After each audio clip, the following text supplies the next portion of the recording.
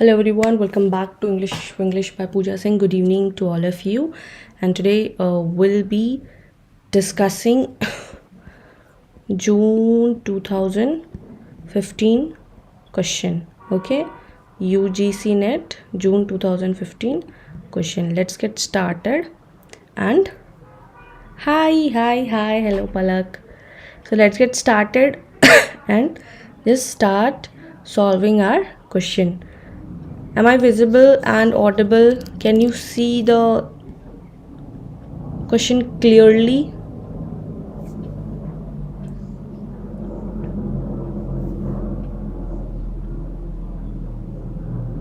Hi. Okay, let's get started without delaying any further. Okay.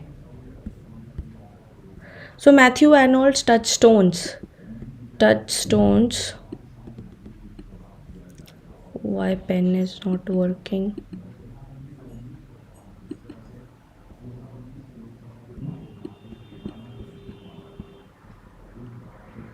How's your study going on, everyone?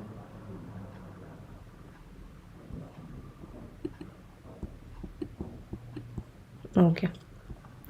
So, Arnold's touchstone method, short passages, even single lines of classic poetry beside which the lines of the other poets may be placed in order to detect the presence or absence. I think it won't be visible. Let me darken it.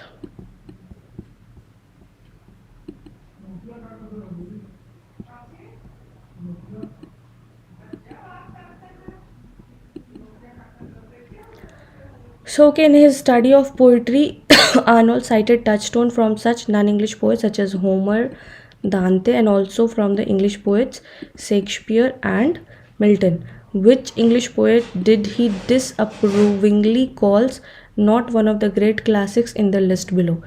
Chaucer, Sidney, Spenser, and Donne. The very first thing which you should be knowing is Matthew Arnold's touchstone is very important. I don't have to miss out it reading. So please go and read the depth of it and how he has compared it. Like when we go to buy something in our from shop, we compare which is good, which is better from the original product. If we have already tasted the better one, we will always buy with that perspective that nahi agar ye acha hai, so I would be buying that only thing, not the other thing.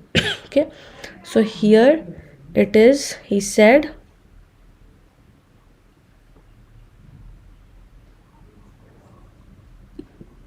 Sydney. Okay. Second question, Samuel Pepys began his diary on. So again, this is very important when every time it has been asked what he has written, what is diary. So two famous things were there. That is why it has always been asked. So please do remember. He began his diary on New Year's Day 1660. Okay. Now question number 13. On which of the following authors has Peter Ackroyd not written a biography? Charles Dickens, William Blake, T.S. Eliot, and W.B. Yeats. It's W.B. Yeats. So he has not written a biography on W.B. Yeats. Rest he has written on Charles Dickens, T.S. And can you see one thing, that every time we are solving PYQ, we are crossing with the name of Charles Dickens, we are crossing with T.S. Eliot, that too of Wasteland. Then we see William Blake's in some or other question. So this is the thing that you always have to look for which names are repeating. These are the names are repeating frequently. So that says that yeah, these are the important poets or important writers of the age. Okay. Then which group of the following poets was called Auden group? Because they developed a style viewpoint similar to W.H. Auden. So let me zoom in a bit. So the very first thing you should be knowing, what are the Auden groups? Evening everyone. So Auden group, Louis Magdy,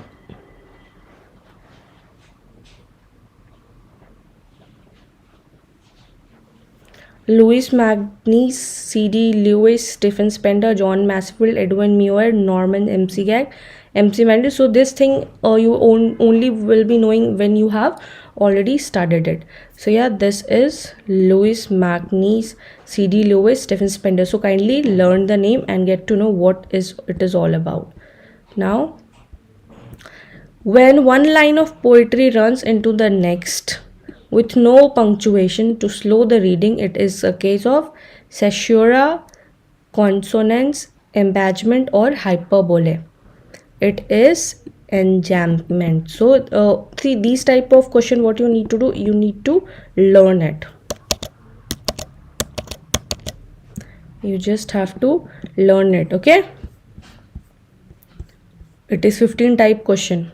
Now, which of the following is not a characteristics of the Victorian age? So, for answering not, you should be knowing what is all about Victorian age. You should be knowing about what is Victorian age, how the background was. That time there was industrialization, a lot of competitiveness has taken place, a lot of scientific revolution was taking place, a lot of things, everything. Now people are not wanting to believe whatever they have been said or whatever they have seen, but now people are more focusing on what is the reason behind that, what is the reason. That's why we say Victorian age is also a reason age. Okay, the rise of a highly competitive industrial technology, an emphasis on strictly controllable sociable behavior, a romantic focus on home and family, the growth of rural tradition and movement from large cities. So yeah, this was not a characteristics, rest everything was. So can you see the strictly social behavior and romantic focus on home and family? Now they are giving a more priority to home and family. Earlier it was not there.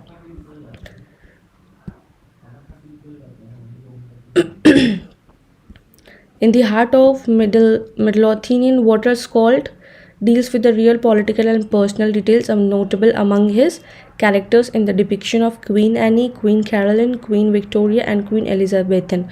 So it's Queen Caroline. Okay. Now question number 8.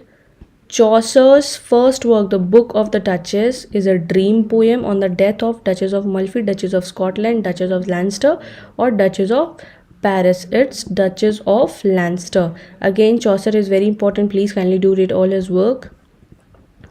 Now question number 9. What was Charles Lamb's connection with India?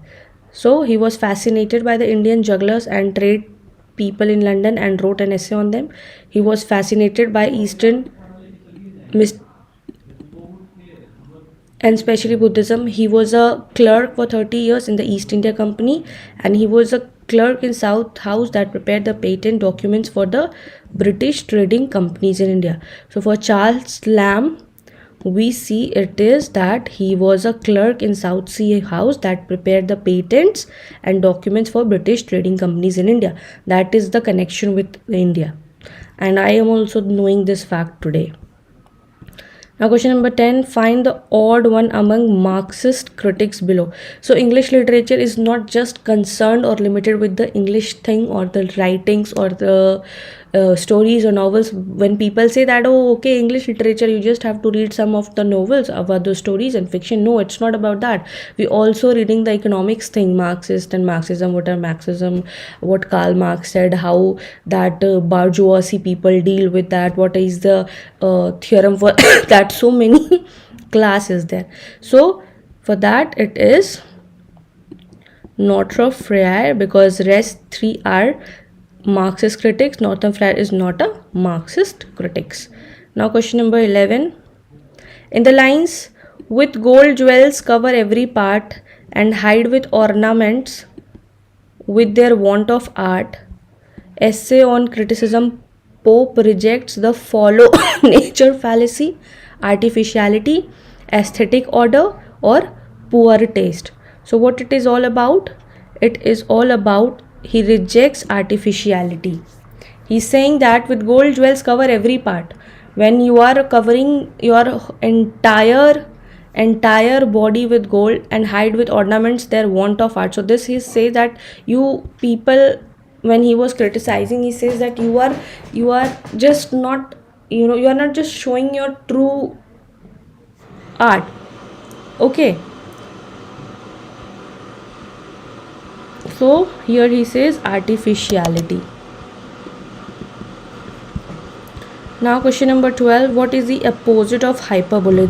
In that you should be knowing what is a hyperbole. When you are exaggerate something, that is hyperbole. And then what will be the opposite of it? It will be the meiosis. So this is again 15 type question. You need to understand what it is all about. I hope I am audible and visible. Please do let me know. Okay. What significance do we attach to the publication of I Am Indian in Canada? Okay. So what this attach with? The title refers to the autobiography of an unknown Indian writer longing for the South Asian country. The first ever account of ethnic conflict with Canada, the first anthology, a native Canadian writing with following civil rights movement of the 1960s, the first anthology of writers afflicted by class, gender differences, Canada of the late 1970s. So what will be the answer? The answer will be the third one, the first anthology of native Canadian writing. Thank you for confirming. Following the civil rights movement of the 1960s. Now, what is the moral of the nun priest tale? So, slow and steady wins the race. Greed is the root of all evil. Beauty lies within, and never trust a flatterer. So, its answer is never trust a flatterer. Why? Because in the nun's priest tale, there was a rooster, whose name is Chanticleer, and what he did, he was trusting a flatterer. He trusted that fox and said that that fox were trying to persuade him, and to me he was flattering that, oh my god, your voice is like cuckoo, and you are like, I have never heard the sweetest voice of yours. So yeah, he was baiting him. The fox was baiting that rooster just to eat him by all means, and that is why he was flattering. And that is the moment when the fox caught him off the Chanticleer and ran him to eat. So that's why we should never trust a flatterer. In real life also, please never trust those who are sweet mouth, those who are sugary and buttery. They just sugar coated, they just talk like a sugary, they are all about sugar coating things. They are even the words which a normal person should get hurt of it, but still they are reacting, okay, nothing is like that, you are so good, so please be away from that people, because they are the one who are the flatterer, and you should never trust a flatterer. And that's what is the moral of the Nun's Priest Tale by Geoffrey Chaucer. And this is the 7th 8th time this question from the Canterbury Tales has been asked. So yes, when you see the work, you should not leave this work, because this is very important one. Okay, then the author of the essay Silly Loves by Lady Novelist is a George Eliot, the Henry James, Oscar Wilde, or Richard Staley. So it is none other than George Eliot. Is the pseudonym she used for publishing her work. Again, the unquenchable spirit of Robinson Crusoe, struggling to maintain a substantial existence on a lonely island, reflects. Now this is from a Robinson Crusoe, Daniel Defoe, Robinson Crusoe. The lonely island reflects men's desire to return to nature, the author's criticism of colonization, the ideal of rising bourgeoisie, the aristocratic disdain for the harsh social reality. So it reflects the ideal of rising bourgeoisie. So it is very deeply related with that Marxism again, that how people are in the square or in the triangle of that, where bourgeoisie people are treating different, and the noble or the elite person are treated differently. Then we move to question number 17. Who is the author of the collection The Celtic Twilight? James Singe, Sean O'Cessy, W.B. Yeats, and the Lady Gregory. So it's W.B. Yeats again. Very important one, and all the poets, all the works are very important, and these are the works which you should not miss it. Just know the names. Okay. In medieval England, a dash was understood to be trained craftsmen who one worked under a master, now who owned the business. It is a journeyman. Okay. Now, question number 19. Christopher Marlowe's heroes are said to be larger than life, exaggerated both in their faults and in their qualities. They have a desire for everything in extreme. In one of his plays, the hero wants to conquer the whole world. The name of the play is The Jew of Malta, Tamburlaine the Great, Dr. Faustus, or Edward II. What will be the answer of 19th? It is the Tamburlaine the Great. It's very important. So it's very important, Christopher Marlowe's heroes, that it's said to be larger than life because they exaggerated both in their qualities. They just have to be an extremist of everything, and extremist of everything is always bad. Question number 20. What does the speaker claim to be half in love? Ode to Nightingale. The nightingale's haunting melody, the center flavor of early summer, the night sky and all the stars, the peace that comes with death. So it's the peace that comes with death. Now, in which chapter of Poetics, again very important work of Aristotle, use the word catharsis in his definition of tragedy? And I know its answer. That will be chapter 6. So yeah, there is a lot of 13 chapters are there, and this is a whole lot chapter defining of the catharsis of the tragedy. So it's very important. You should not miss reading this work. Again, now the match the following. The function of criticism, the function of criticism at the present time, the function of criticism from the Spectator to post-structuralism, the function of the English at the present time. Now this is the reason, this is the only reason that UGC asks and tests and confuses this the whole lot. The function of every time, the function of criticism at a present time, from this, at that. So that is why it becomes very confusing. So that is why what you need to do is you need to focus on like that present time is written here. Now Spectator to post-structuralism, and then the function of English at the present time. So this is what you need to understand, that there will be many themes always repeated, there will be the words will be repeated, but what you need to do a smart strategy, that okay, rather than work knowing the whole, you just focus on some or other work of it. Okay, so the function of criticism is, we know that it is written by T.S. Eliot. Then the function of criticism at the present time is Matthew Arnold. Then Spectator to post-structuralism is Terry Ellington.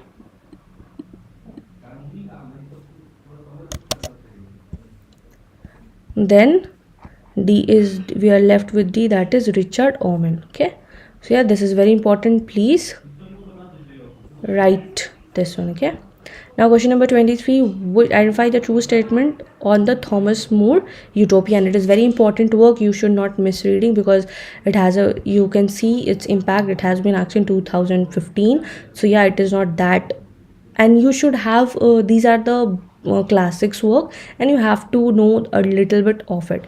Okay, so identify the true Utopia in two parts, dealing with Evel's adventures of 4, 7 and 2. Utopia is divided in two parts. The first records a convention between Thomas and the second, yes, it is not divided into 4 parts. This is wrong.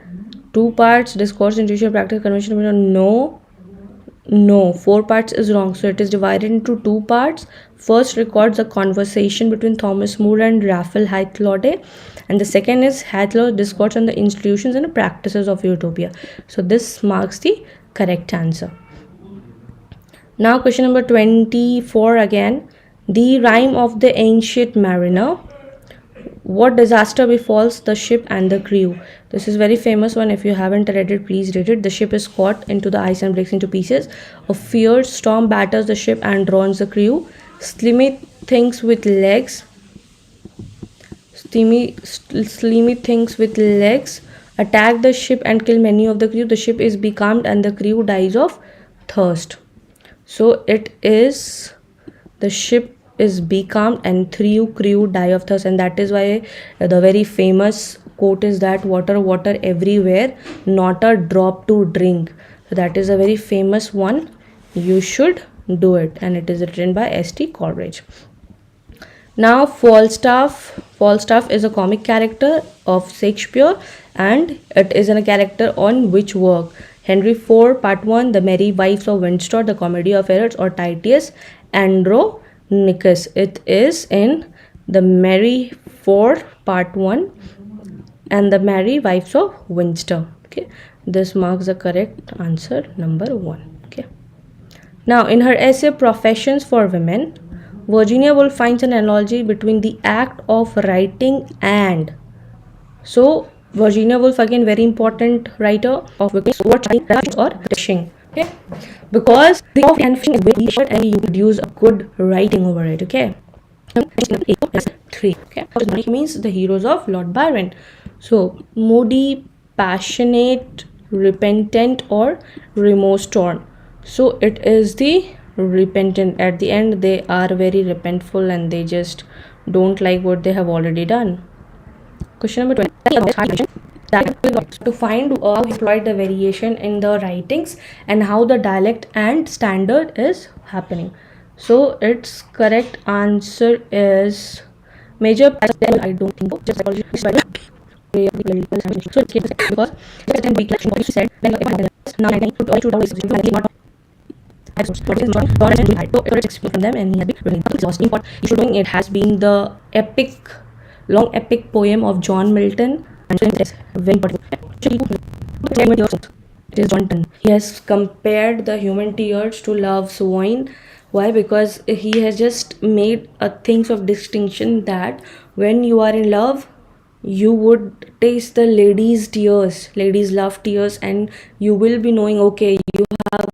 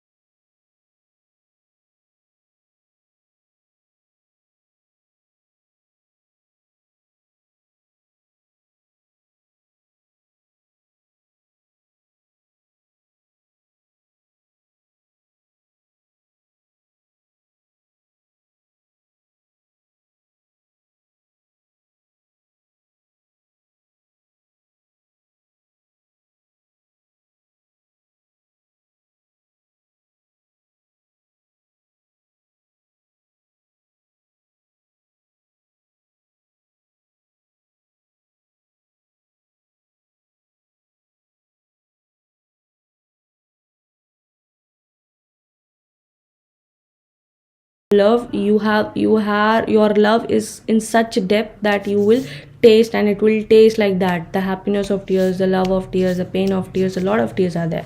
So and that is why that is the most lovable thing. Now, Honest Pontifex is a character in Tono Bungay, The Way of All Fresh, The Man.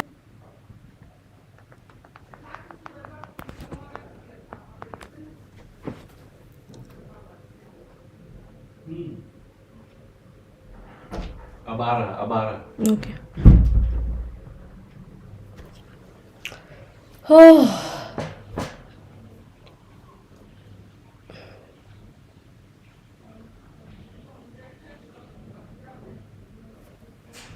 I don't know I'm audible or not. Let me check the connection.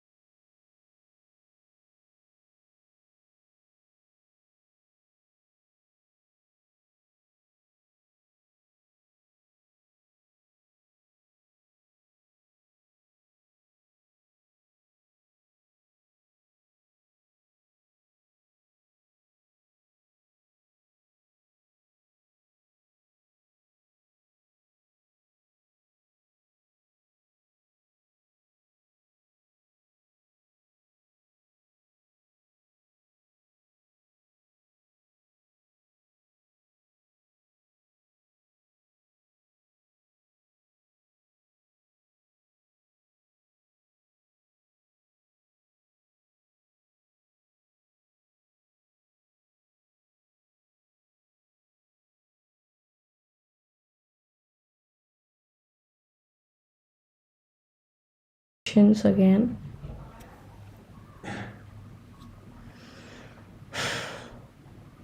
Yeah, it's back again. Yeah. So again, so Gulliver Travels a very important work. You should not miss reading it. Again, let's get a little zoom in it. Number 30, it is not clear. So I'll tell you once because it will be like again taking two classes won't be possible.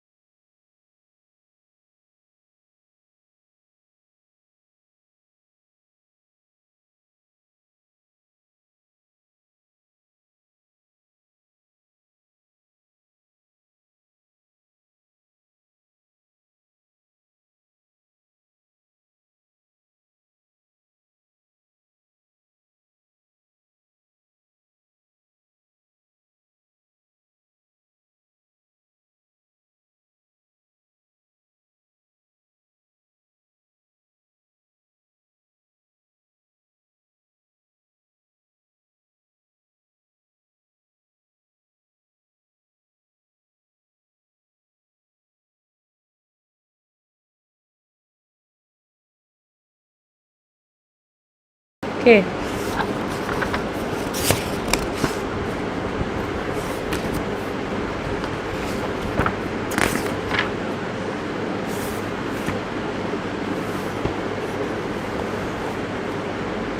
Please confirm once whether I'm audible or not. Am I audible?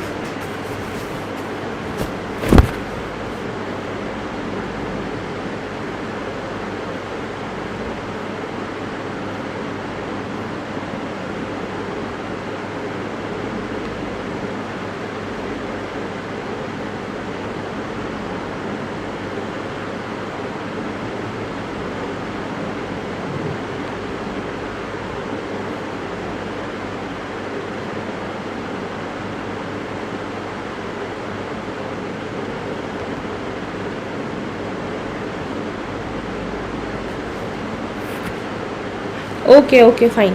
So I'll be starting from question number 30. Okay.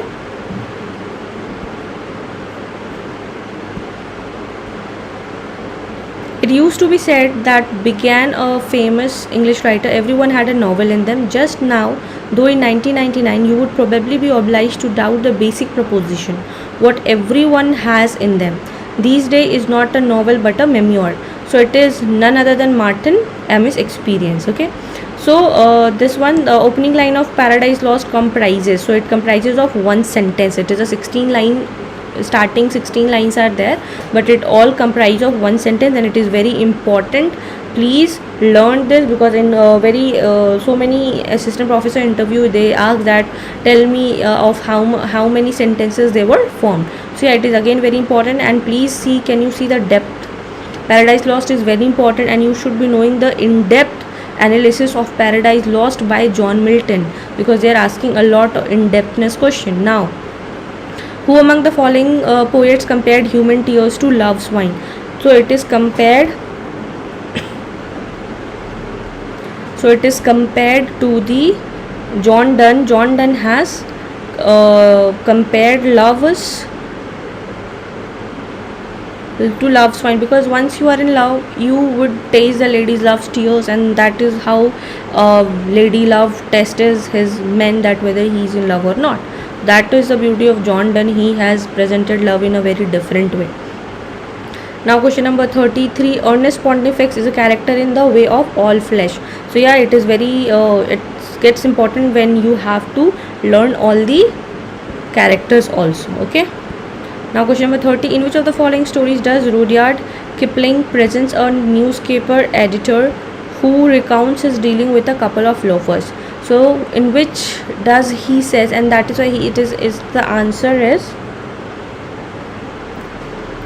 is The Man Who Would Be King. And why?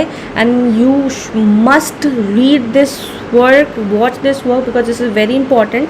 And why it is important? Because it tells you the story. When you commit something, when you promise something, do it. Otherwise, that not promising, not keeping your promises, not keeping your words, it becomes harmful for yourself only. So yeah, it is very important that you should read this work. Please kindly read this work. Question number 35, trying to capture the upbeat mood of 1964-65, Thomas Gunn said, they stood for a great optimism. Barriers seemed to be coming down all over. It was as if World War II had finally drawn to close. Thank you for confirming. There was no openness and high spirit and relaxation of mood. So it was the Beatles. Okay. Question number 36. Again, can you see two questions, two works again, one work and two questions again. So it is very important. It has been asked multiple times, and it is very, very, very important work. So Paradise Lost presents the action of the fall of man in two stages in books. So these are the book number 4 and 9. Now question number 37.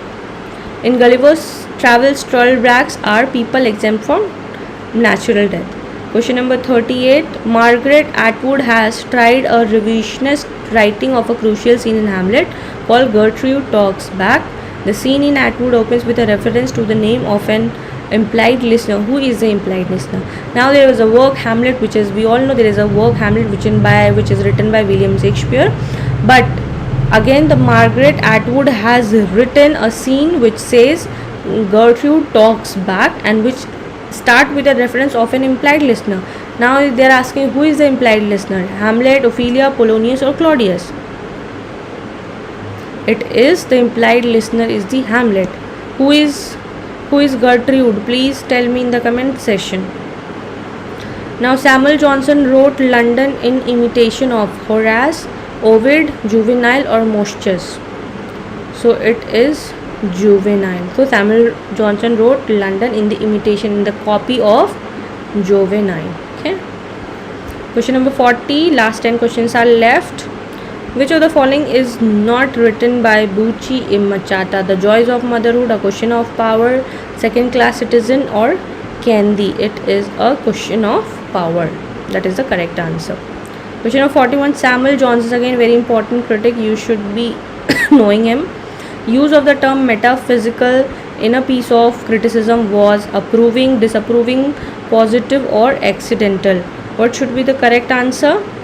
The correct answer is approving. Okay. Question number 42. I am not an angel and I will not be one till I die. I will be myself. This is Maggie Tulliver on Mill on the Floss, Aurora Leigh in the Epiphanius novel, Jane Eyre in the Epiphanius novel, again Betty Hinkton in our mutual friend. So it is the Jane Eyre in the Epiphanius novel. Again very important one. Question number 43. Who among the following playwrights was the son of a gardener?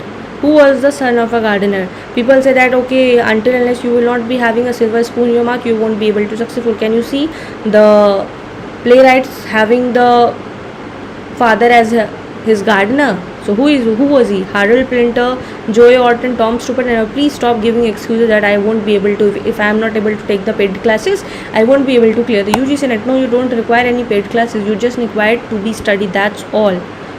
If you are making excuses, you will keep making excuses. So 43 answer is Joy Orton. Question number 44. He is the very pineapple of politeness.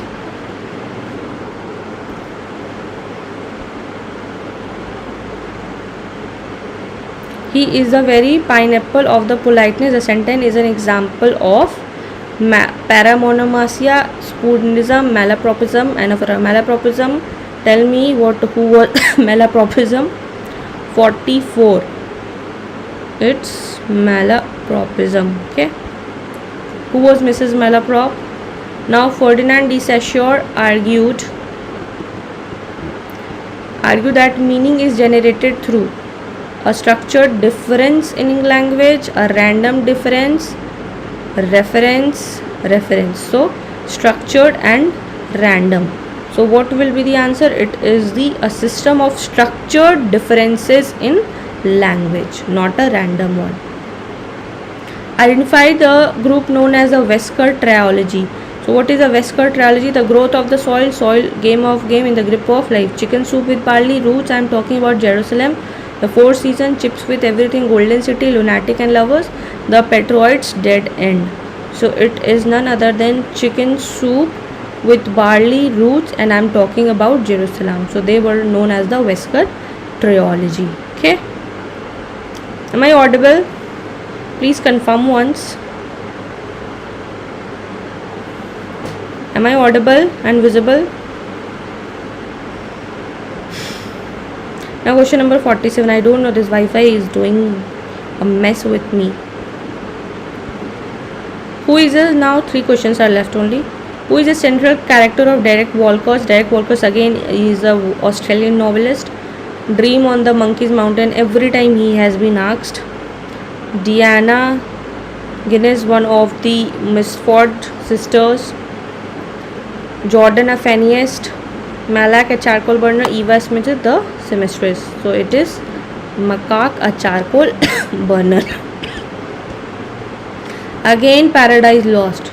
So in total in one examination there were 3 questions from the Paradise Lost, and it tells you the importance of the word. So the phrase darkness visible and is an example of its periphrasis, pun, oxymoron or transposition. So it is oxymoron. Darkness and visible, 2 contradicting terms.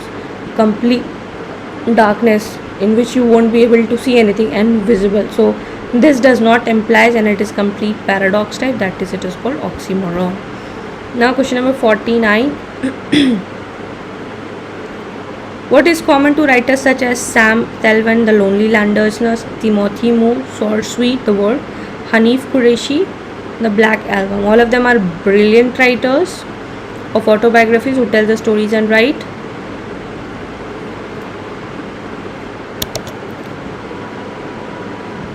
They use standard English with some Creole inflections, peculiar Caribbean.